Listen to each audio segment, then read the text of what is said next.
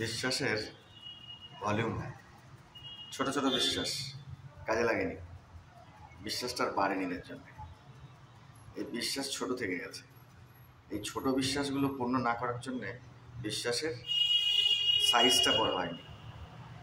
ছোট বিশ্বাসগুলো নষ্ট হওয়া সেটাও অসুবিধের। বিশ্বাসের সাইজটা বড় হতে হয়। কত বড় কাজ করব সেটার উপরে ডিপেন্ড করে, যার জন্য কাজটা বড় হয় না।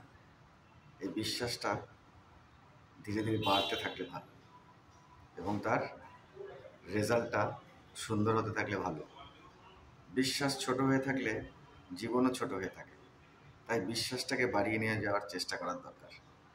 কাজে, বিভিন্ন কাজে ভালো লাগার বিশ্বাস, বেঁচে থাকার বিশ্বাস, কাজের বিশ্বাস, ভালোবাসার বিশ্বাস, সম্মানের বিশ্বাস, এই বিশ্বাস সব জায়গায় বেঁচে থাকুক এবং আস্তে আস্তে বাড়তে থাকুক, সুন্দর হতে থাকুক।